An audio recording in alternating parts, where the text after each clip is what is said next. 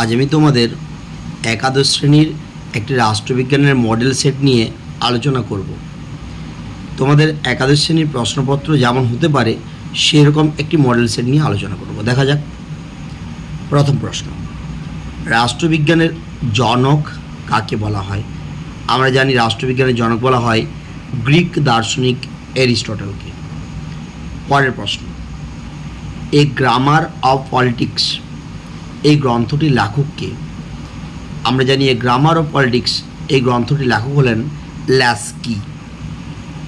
পরের প্রশ্ন, 3 নম্বর প্রশ্ন, মন্তেস্কু এর বিখ্যাত গ্রন্থের নাম কি? আমরা সব গ্রন্থের নামগুলো একটু জেনে নেব। লেভিয়াথান গ্রন্থের লেখক হলেন টমাস হবস। পলিটিক্স গ্রন্থের লেখক হলেন দ্য অ্যারিস্টটল। দ্য প্রিন্স গ্রন্থের লেখক হলেন ম্যাকিয়াভেলি। আর দ্য স্পিরিট অফ লস গ্রন্থের লেখক হলেন মন্তেস্কু। সুতরাং মন্তেস্কু লেখা গ্রন্থটির নাম হলো দ্য স্পিরিট অফ লস।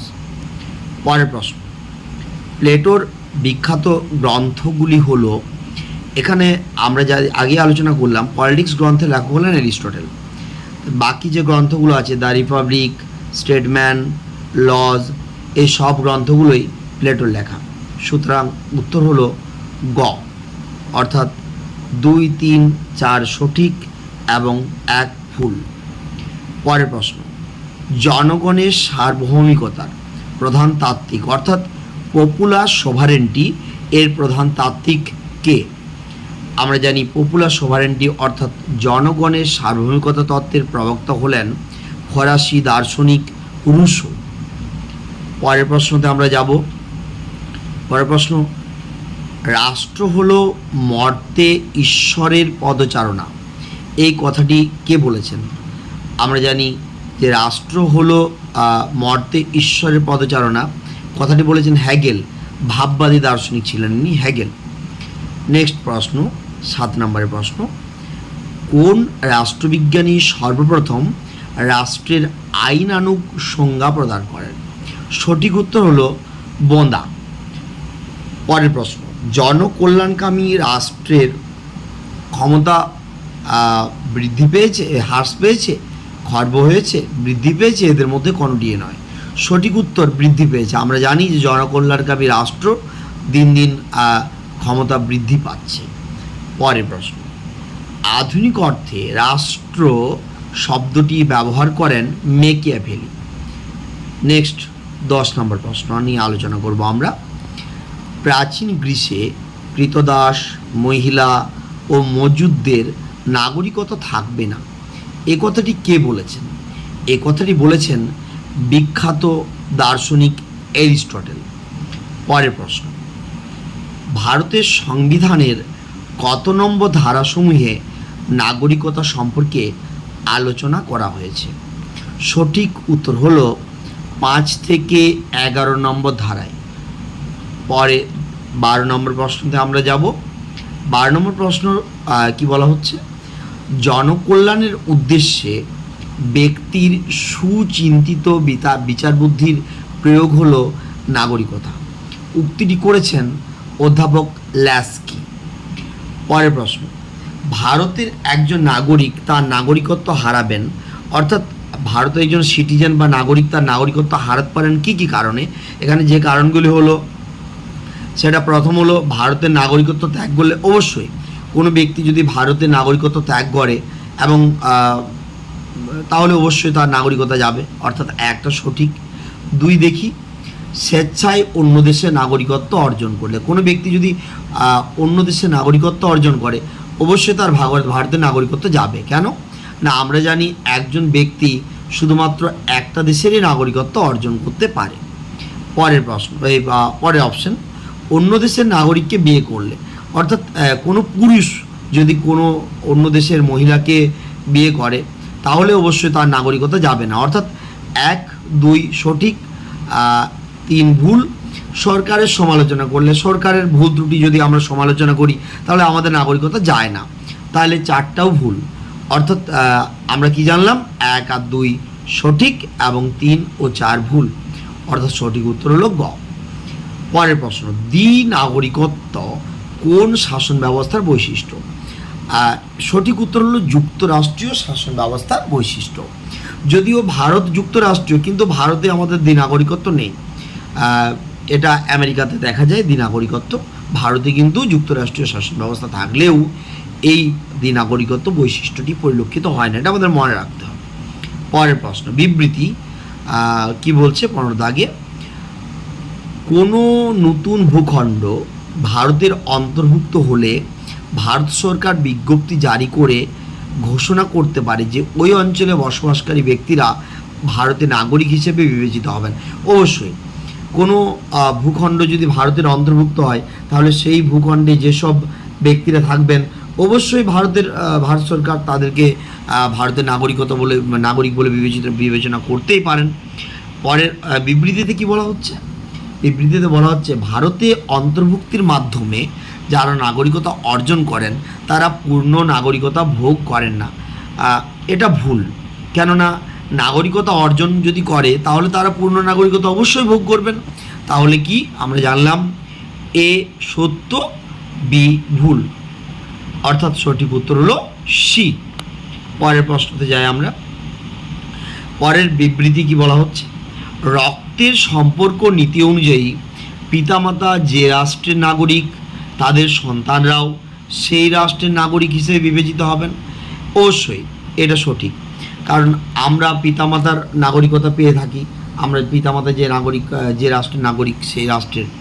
দ্বিতীয়তে কি বলা হচ্ছে না, জন্মস্থান নীতি অনুসারে কোনো শিশু যে রাষ্ট্রের ভূখণ্ডে জন্মগ্রহণ করে বা জন্মলাভ করে সেই রাষ্ট্রের নাগরিক হিসেবে বিবেচিত হবে না। না, এটা ভুল, কেননা জন্মস্থান নীতি অনুসারে বলা হয়, জন্মস্থান নীতির মূল কথাই হলো কোনো শিশু যে দেশে জন্মগ্রহণ করবেন সেই দেশে নাগরিকতা সে লাভ করতে পারে, এটাই কথা হওয়া উচিত আর কি। তাই সঠিক উত্তর হবে ডি, অর্থাৎ এ সঠিক কিন্তু আর ভুল। পরের প্রশ্ন, অলিখিত সংবিধান রয়েছে কোন দেশে? অবশ্যই যুক্তরাজ্যে। যুক্তরাজ্য বলতে আমরা বুঝি ব্রিটেনকে, যুক্তরাজ্য বলতে আমরা বুঝি ব্রিটেনকে। ব্রিটেনে আমরা জানি বেশিরভাগ অংশই অলিখিত এবং রীতিনীতির দ্বারা সেই দেশের শাসন ব্যবস্থা প্রচলিত, এটা আমাদের জানা দরকার। পরের প্রশ্ন আমরা জানি, সংবিধানে চিরস্থায়ী বলে কিছু নেই। তুমি যদি কোনো কিছুকে কঠোর এবং স্থাণু করে তোলো তাহলে দেশের উন্নতি স্তব্ধ হয়ে যাবে। এই উক্তিটি কে করেছিলেন? এই উক্তিটি করেছিলেন পণ্ডিত জওহরলাল নেহেরু। পরের প্রশ্ন, শাসনতন্ত্র বলতে কতকগুলি লিখিত বা অলিখিত নিয়মকে বোঝায় যার ভিত্তিতে সরকার গঠিত হয়, সরকারি বিভাগগুলির মধ্যে ক্ষমতা বণ্টিত হয় এবং তাদের কর্মপরিধি নির্ধারিত হয়। এই কথাটি কে বলেছেন? এই কথাটি বলেছেন গিলক্রিস্ট। নেক্সট প্রশ্ন, দুষ্পরিবর্তনের সংবিধানে সরকারের এমন কোন বিভাগ আছে যার প্রাধান্য পরিলক্ষিত হয়? অবশ্যই বিচার বিভাগ। নেক্সট প্রশ্ন যাই, দুষ্পরিবর্তনীয় সংবিধান রয়েছে কোন দেশে? আমরা জানি আমেরিকা যুক্তরাষ্ট্র, অর্থাৎ যে দেশের সংবিধানকে সহজে পরিবর্তন করা যায় না, মানে সাধারণ আইন পাসের মাধ্যমে, তাদেরকে আমরা বলি দুষ্পরিবর্তনীয় সংবিধান, সেটা আমেরিকাতে আছে অবশ্যই। নেক্সট প্রশ্ন, যে সংবিধান সাধারণ আইন প্রণয়ন পদ্ধতিতে পরিবর্তন বা সংশোধন করা যায় না, এক্ষেত্রে অনুসরণ করতে হয় বিশেষ পদ্ধতির, সেই সংবিধানকে বলা হয় অবশ্যই দুষ্পরিবর্তনীয় সংবিধান বলা হয়। কেননা সাধারণ আইন পাসের মধ্যে কোনো সংবিধান যদি পরিবর্তিত না করা যায় তাকে আমরা বলবো দুষ্পরিবর্তনীয় সংবিধান।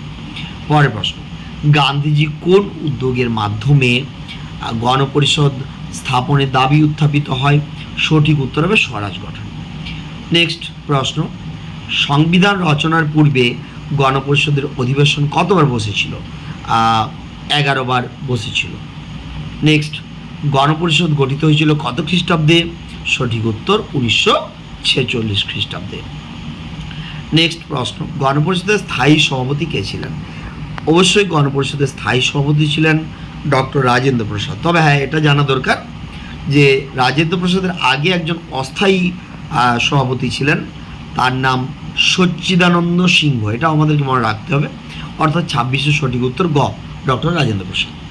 নেক্সট প্রশ্ন, গণপরিষদের দ্বিতীয় অধিবেশন কখন অনুষ্ঠিত হয়?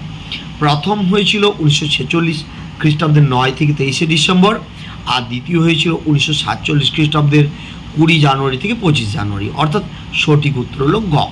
দুটোই আমাদেরকে জেনে রাখতে হবে। নেক্সট, বিবৃতি কি বলছে দেখা যাক। লিখিত সংবিধানের সবচেয়ে বড় গুণ হলো এই সংবিধান সুস্পষ্ট ও সুনির্দিষ্ট হয়।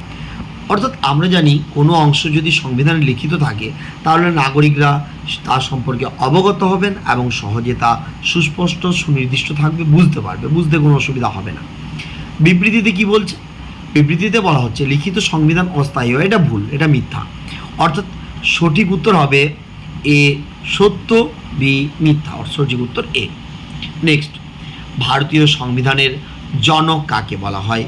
আমরা জানি ভারতীয় সংবিধানের জনক বলা হয় ডক্টর বি.আর. আম্বেদকরকে, এবং ইনি খসড়া কমিটিরও চেয়ারম্যান ছিলেন, এটা আমাদেরকে মনে রাখতে হবে। নেক্সট প্রশ্ন, ভারতের সংবিধানে বর্তমানে কটি তফসিল আছে? ভারতের শিডিউল আছে বা তফসিল আছে, মনে রাখতে হবে। ভারতের সংবিধানে বর্তমানে শিডিউল বা তফসিল আছে 12টি, অর্থাৎ সঠিক উত্তর ক। তবে মূল সংবিধানে শিডিউল বা তফসিল ছিল কিন্তু 8টি, সেটা বৃদ্ধি পেয়ে হয়েছে 12টি, এটা মনে রাখতে হবে আমাদেরকে। নেক্সট প্রশ্ন 31-এ থাকে, সংসদীয় শাসন ব্যবস্থার প্রধান বৈশিষ্ট্য কী? অবশ্যই এখানে যে অপশনগুলো আছে, সংসদীয় শাসন ব্যবস্থার প্রধান বৈশিষ্ট্য হলো পার্লামেন্টারি কমিটি ব্যবস্থা। নেক্সট প্রশ্ন, সংসদীয় শাসন ব্যবস্থায় কাকে কেন্দ্র করে মন্ত্রিসভা আবর্তিত হয়? অবশ্যই প্রধানমন্ত্রীকে, কারণ প্রধানমন্ত্রীকে কেন্দ্র করে অন্য অন্য মন্ত্রীরা তার পরামর্শ অনুযায়ী চলেন, এবং প্রধানমন্ত্রীকে কেন্দ্র করেই সমস্ত মন্ত্রিসভা আবর্তিত হয়, এবং ক্যাবিনেটের সভায় সভাপতিত্ব করেন প্রধানমন্ত্রী। তাই প্রধানমন্ত্রী হলেন মন্ত্রিসভার মূল, এবং সংসদীয় শাসন ব্যবস্থা তাকে কেন্দ্র করেই আবর্তিত হয়। নেক্সট, ভারতীয় যুক্তরাষ্ট্রীয় শাসন ব্যবস্থায় স্বেচ্ছাধীন ক্ষমতার অধিকারীকে? অবশ্যই স্বেচ্ছাধীন ক্ষমতার অধিকারী একজনই ব্যক্তি, তিনি হলেন রাজ্যপাল, এটা মনে রাখতে হবে। রাজ্যের রাজ্যপালই একমাত্র স্বেচ্ছাধীন ক্ষমতা প্রয়োগ করতে পারেন। নেক্সট 34-এর প্রশ্ন, ব্রিটেনে মহাসনদ পেশ করা হয় কত খ্রিস্টাব্দে? সঠিক উত্তর 1215 খ্রিস্টাব্দে। পরের প্রশ্ন, মূল সংবিধানে মোট ধারা ছিল কটি? হ্যাঁ, এটা আমাদেরকে জানা দরকার। মূল সংবিধানে মোট ধারা ছিল 395টি।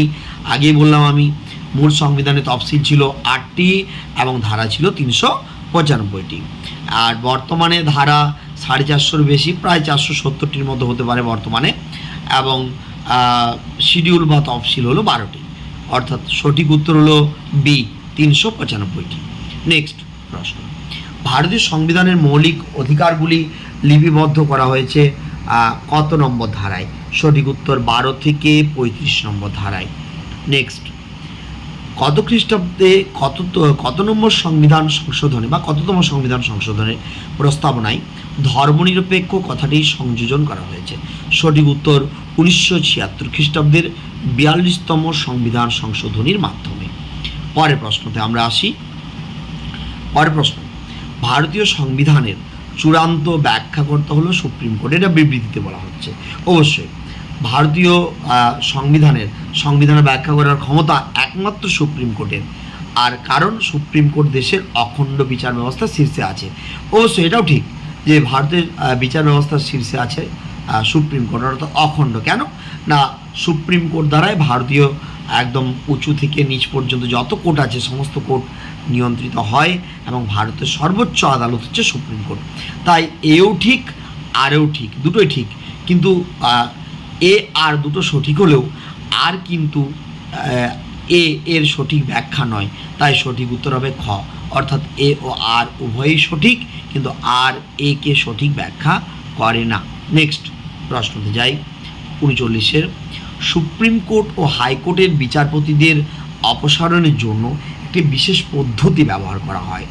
ভারতের আইনসভা পার্লামেন্টের সভায় গৃহীত প্রস্তাব অনুযায়ী রাষ্ট্রপতি সুপ্রিম কোর্টের বিচারপতিদের অপসারিত করতে পারেন যে পদ্ধতিতে, সেই পদ্ধতিটি হলো, সঠিক উত্তর হলো ইমপিচমেন্ট পদ্ধতি। এটাই বাংলাতে বলা হয় মহাবিচার পদ্ধতি। বাংলাটাও আমাদের মনে রাখতে হবে, কারণ বাংলাতেও অপশন দিয়ে দিতে পারে, সেজন্য ইমপিচমেন্ট পদ্ধতি বা মহাবিচার পদ্ধতি। পরের প্রশ্ন এটা স্তম্ভ মিলাও আছে। আমরা দেখতে পাচ্ছি এখানে সঠিক উত্তর হবে সি। আমরা জেনে নিই এগুলো প্রত্যেকটা ধারাই আমাদেরকে মনে রাখতে হবে। অর্থাৎ সাম্যের অধিকার, সঠিক উত্তর হয়েছে সি। অর্থাৎ সাম্যের অধিকার বর্ণিত হয়েছে 14 থেকে 18 নম্বর ধারার মধ্যে। 2-এ কী আছে? স্বাধীনতার অধিকার। স্বাধীনতার অধিকার 19 থেকে 22 নম্বর ধারা, এটা আমরা আগে আলোচনা করে এসেছি। শোষণের বিরুদ্ধের অধিকার, এটা আমরা দেখব 23 থেকে 24 নম্বর ধারার মধ্যে আলোচিত হয়েছে। এবং ধর্মীয় স্বাধীনতার অধিকার, যেটা ডি আছে 25 থেকে 28 নম্বর ধারায়। অর্থাৎ সঠিক উত্তর হলো সি। আমাদেরকে প্রত্যেকটা অধিকারের ক্ষেত্রে প্রত্যেকটা ধারা আমাদেরকে মনে রাখতে হবে।